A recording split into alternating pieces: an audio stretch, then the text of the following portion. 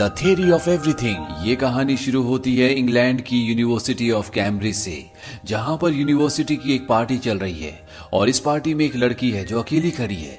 इस लड़की का नाम जेन है। तभी जेन के पास एक लड़का आता है, इसका नाम होता है स्टीफन हॉकिंग। स्टीफन उससे बात करना शुरू करता है और उसे पता चलता है कि जेन लिटरेचर की स्टूडेंट है जबकि स्टीफन एस्ट्रोफिजिक्स का स्टूडेंट है। इन दोनों के सब्जेक्ट अलग अलग होने के साथ साथ ईश्वर के प्रति इन दोनों की जो राय है वो भी पूरी तरह से अलग है। जेन ईश्वर पर बहुत विश्वास करती है जबकि स्टीफन ईश्वर पर विश्वास नहीं करता। जेन उससे पूछती है कि अंतरिक्ष ग्रह तारों की पढ़ाई करने वाले किस पर विश्वास करते हैं। स्टीफन उसे बताता है एक ऐसी इक्वेशन पर जो ब्रह्मांड की हर एक चीज को एक्सप्लेन कर दे। जेन कहती है कि वो इक्वेशन क्या है। स्टीफन उसे कहता है कि उसी चीज का तो पता लगाना है। हालांकि इन दोनों की सोच अलग है लेकिन ये दोनों एक दूसरे की तरफ अट्रैक्ट हो जाते हैं और बहुत ही जल्द ये अट्रैक्शन प्यार में बदल जाता है। इसके बाद स्टीफन जेन को अपने पेरेंट्स से मिलवाता है। हालांकि स्टीफन एक बहुत ही होनहार स्टूडेंट है लेकिन अभी तक उसने ये डिसाइड नहीं किया कि वो अपनी थीसिस कौन से सब्जेक्ट पर लिखेगा, जिसकी वजह से उसके प्रोफेसर भी उसके लिए कंसर्न होते हैं। वो स्टीफन को कहते हैं कि नेक्स्ट वीक मैं कुछ स्टूडेंट्स के साथ लंदन जा रहा हूँ जहां पर एक मैथमेटिशियन का एक लेक्चर है और तुम भी साथ चलना। और अब स्टीफन भी उस लेक्चर को अटेंड करने के लिए चला जाता है। ये लेक्चर ब्लैक होल के बारे में होता है और इस लेक्चर को अटेंड करने के बाद वो अनुमान लगाता है कि हो सकता है कि ब्लैक होल इस यूनिवर्स की क्रिएशन का कहीं ना कहीं कारण हो। और अब वो डिसाइड करता है कि उसकी थीसिस ब्लैक होल के ऊपर, टाइम के ऊपर होंगी और वो इस पर काम करना शुरू कर देता है। अब एक दिन जब वो ब्लैक बोर्ड के ऊपर इसी सब्जेक्ट पर काम कर रहा होता है तभी उसके हाथ कांपना शुरू हो जाते हैं और वो चाहकर भी ब्लैक बोर्ड पर कुछ नहीं लिख पाता। इस बात से वो घबरा जाता है, इसीलिए वो घबरा कर क्लासरूम से बाहर निकल जाता है। वो थोड़ा से आगे चलता है कि उसकी बॉडी उसका साथ पूरी तरह से छोड़ देती है और वो बहुत बुरी तरह से सर के बल गिरता है। और जब उसकी आंखें खुलती है तो वो हॉस्पिटल में होता है जहां पर एक डॉक्टर उसका चेकअप कर रहा है। दरअसल स्टीफन हॉकिंस को पहले भी अपनी बॉडी में कई बार कमजोरी महसूस हुई थी लेकिन आज जो उसने एक्सपीरियंस किया होता है इससे पहले उसने ऐसा कभी भी एक्सपीरियंस नहीं किया। डॉक्टर पूरा बॉडी चेकअप करने के बाद उसे बताता है कि तुम्हारी बॉडी में मोटर न्यूरॉन डिजीज है। ये एक बहुत ही खतरनाक बीमारी है जिसमें इंसान का लगभग पूरा शरीर पूरी तरह से पैरालाइज हो जाता है। ना वो किसी से बात कर पाता है, ना खा पाता और यहाँ तक कि उसे सांस लेने में भी दिक्कत होती है। डॉक्टर स्टीफन को कहता है कि तुम्हारे पास तुम्हारी जिंदगी के मात्र 2 साल हैं। स्टीफन डॉक्टर से पूछता है मेरे दिमाग का क्या होगा। डॉक्टर उसे बताते हैं कि तुम्हारा दिमाग जैसे अभी चलता है हमेशा वैसे ही चलेगा, लेकिन एक पल तुम्हारी जिंदगी में ऐसा आएगा जब तुम सोच तो पाओगे लेकिन किसी को बता नहीं पाओगे कि तुम क्या सोच रहे हो। स्टीफन की अब पूरी जिंदगी बदल चुकी है और वो अपने आप को कमरे में एकांत में बंद कर लेता है। हालांकि जेन उसे कॉल भी करती है लेकिन वो जेन से बात नहीं करना चाहता, इसीलिए जेन खुद उससे मिलने आ जाती है। और जेन को पता चलता है कि स्टीफन के पास उसकी जिंदगी के अब 2 ही साल हैं। वो स्टीफन से कहती है कि मैं तुमसे प्यार करती हूँ और अगर तुम्हारे पास 2 साल है तो ये 2 साल मैं तुम्हारे साथ बिताना चाहूंगी। और अब वो स्टीफन के पिता से बात करती है पर स्टीफन के पिता नहीं चाहते कि जेन उनके बेटे स्टीफन से शादी करे क्योंकि उन्हें अपनी बेटी की जिंदगी की असलियत का पता होता है। जेन उन्हें मना लेती है और अब स्टीफन की और जेन की शादी हो जाती है और शादी के कुछ ही वक्त बाद इनके घर में एक बच्चे का जन्म होता है जिसका नाम ये रॉबर्ट रखते हैं। वही स्टीफन अपनी थीसिस पे भी काम कर रहा होता है और जब उसकी थीसिस उसके प्रोफेसर्स देखते हैं तो बहुत इंप्रेस हो जाते हैं। दरअसल उनकी थ्योरी ये थी कि जिस तरह से बिग बैंग के बाद इस ब्रह्मांड का निर्माण हुआ जो हर पल लगातार फैलता ही जा रहा है, लेकिन एक पल ऐसा आएगा जब ये बढ़ना बंद हो जाएगा और इसके बाद ये सिकुड़ना शुरू हो जाएगा। इस थ्योरी को नाम देते हैं बिग क्रंच का और यही स्टीफन हॉकिंग का पहला काम होता है। उनके प्रोफेसर उनसे पूछते हैं कि इसके बाद तुम क्या करना चाहते हो। वो कहते हैं कि मैं इस थ्योरी को प्रूव करूंगा।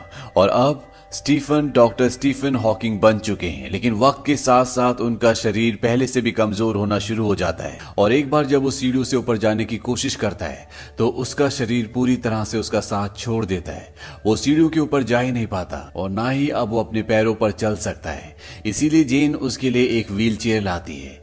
हालांकि वो व्हील चेयर पर नहीं बैठना चाहता लेकिन अब स्टीफन हॉकिंस के पास कोई भी रास्ता नहीं है, इसीलिए उन्हें उस पर बैठना पड़ता है। अब उनका अपनी गर्दन पर कोई कंट्रोल नहीं है जिसकी वजह से वो हमेशा एक तरफ झुकी रहती है। वक्त बीतता है और स्टीफन के घर में एक लड़की जन्म लेती है जिसका नाम वो लूसी रखते हैं। पर अब धीरे धीरे स्टीफन को अपने हर एक काम में प्रॉब्लम होना शुरू हो जाती है और एक दिन जब वो स्वेटर पहन रहे होते हैं तो उनकी गर्दन उस पर अटक जाती है और तभी वो उसी स्वेटर के थ्रू जलती हुई आग को देखते हैं और अपनी पत्नी को कहते हैं कि मेरे दिमाग में एक आइडिया है। दरअसल इससे वो एक थ्योरी बनाते हैं जिससे वो विजिबिलिटी और ब्लैक होल्स के बारे में बताते हैं और उनकी इस थ्योरी को सुनकर सब के सब बहुत इम्प्रेस्ड हो जाते हैं।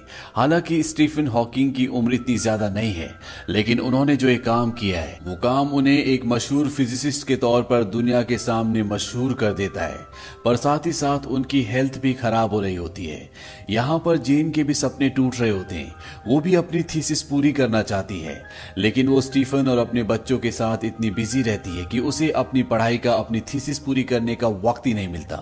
इस बात से वो बहुत फ्रस्ट्रेट हो जाती है और एक दिन जब वो अपनी मॉम के पास होती है तो जेन की मॉम जेन की परेशानी देखकर उसे सजेस्ट करती है कि उसे चर्च ज्वाइन करना चाहिए और जेन चर्च जाना शुरू कर देती है, जहां पर उसकी मुलाकात एक आदमी से होती है जिसका नाम जोनाथन होता है। उसकी पत्नी भी अब इस दुनिया में नहीं रही। वो जेन से बातें करता है।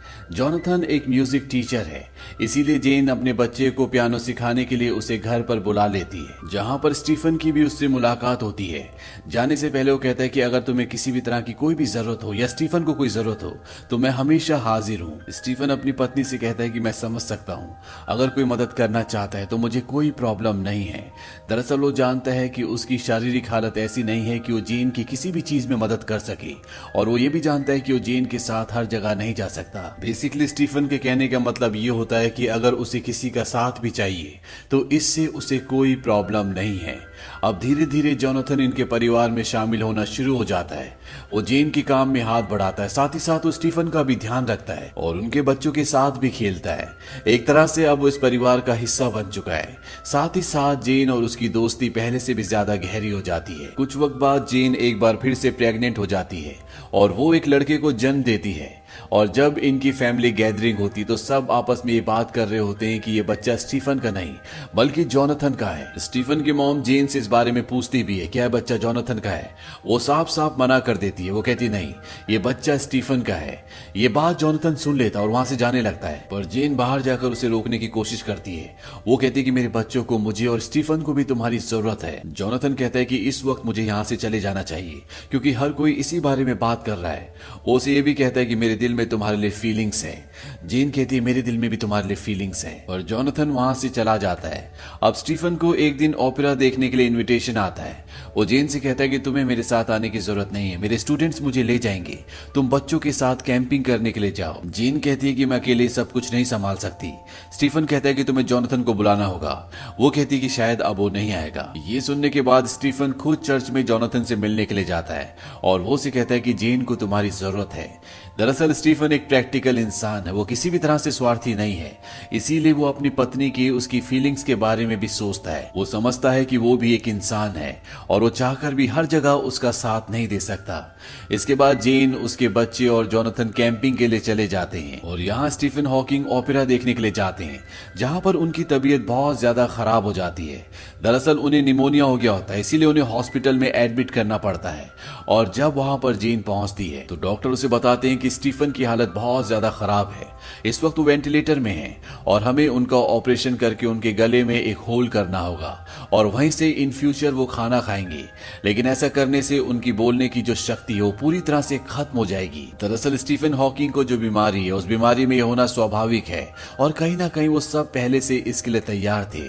जेन इस ऑपरेशन के लिए मान जाती है क्योंकि वो चाहती है कि स्टीफन ज्यादा से ज्यादा जिए।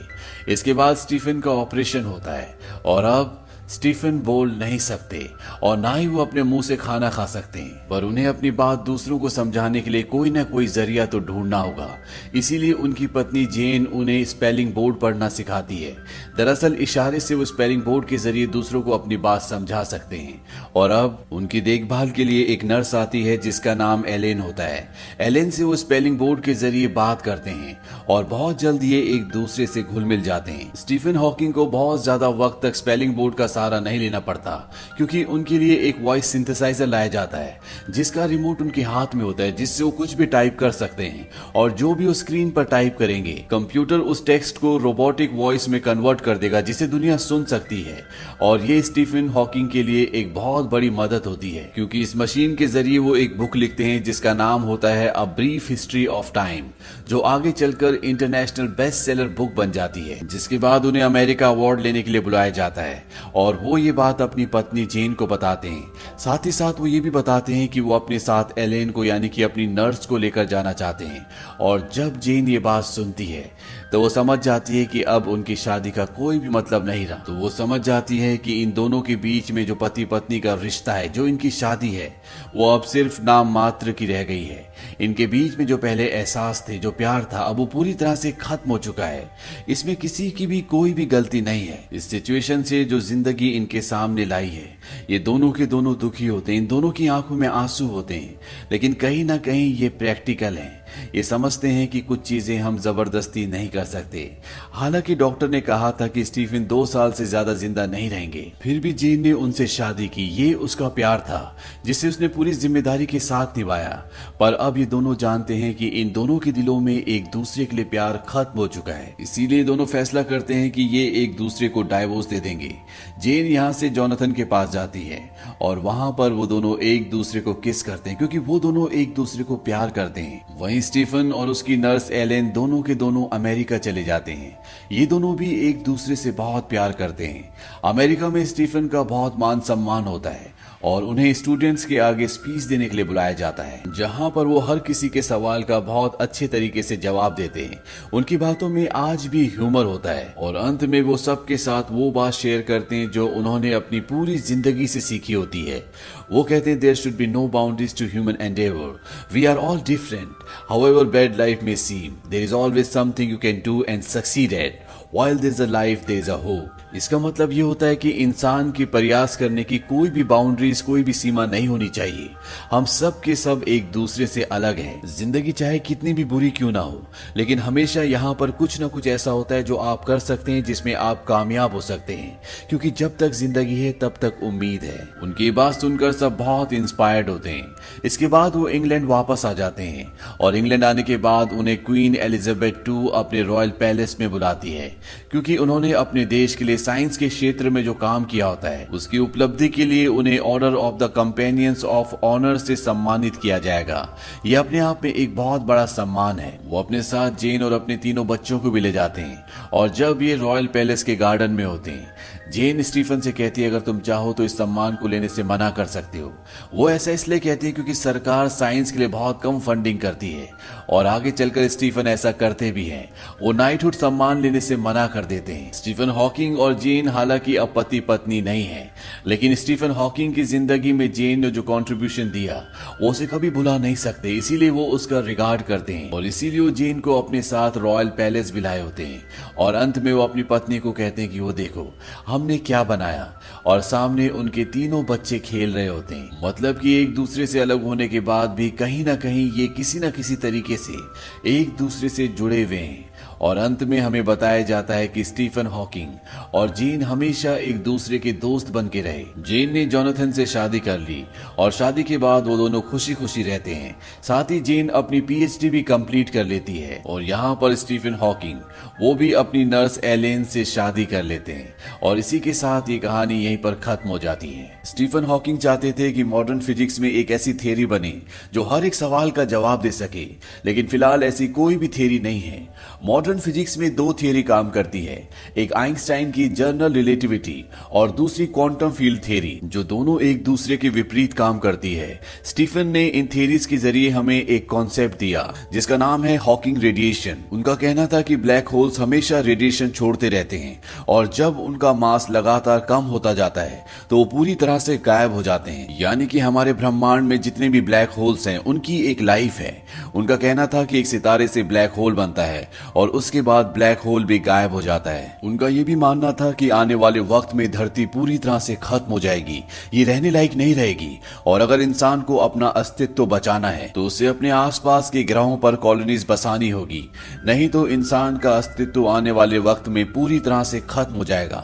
उन्होंने ये भी कहा था कि हमें एलियन से संपर्क करने की कोशिश नहीं करनी चाहिए, क्योंकि कोई एलियंस अगर इतने एडवांस हैं जो हजारों साल का सफर तय करके हमारी धरती तक पहुंच सकते हैं, तो हो सकता है कि वो हमें गुलाम बना ले या धरती पर जितने भी रिसोर्सेज हैं वो उन्हें अपनी सहूलियत के हिसाब से पूरी तरह से इस्तेमाल कर ले। जिस तरह से जब कोलंबस अमेरिका पहुंचे थे तो उसके बाद यूरोपियंस भी अमेरिका पहुंच गए, और वहां के जो मूल निवासी थे जिन्हें रेड इंडियंस कहा जाता था, उन लोगों पर बहुत अत्याचार हुआ, उनके रिसोर्सेज उनसे छीन लिए गए।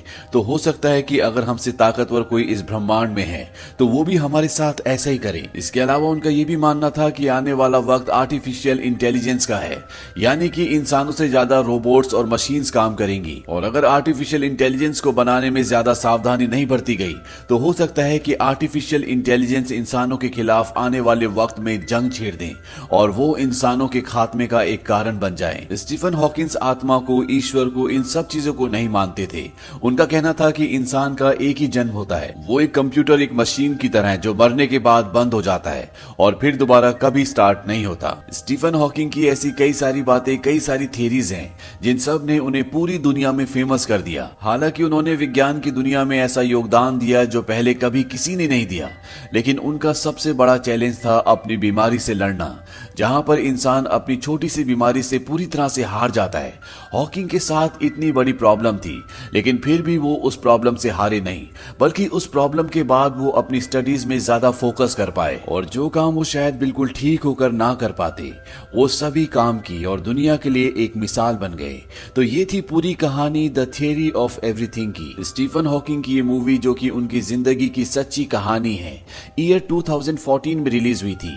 IMDb पर इसकी रेटिंग है 7.7। इस मूवी का बजट था $15 मिलियन और बॉक्स ऑफिस पर इसने कमाई की थी $124 मिलियन की। उम्मीद करते हैं कि ये कहानी आपको पसंद आई होगी।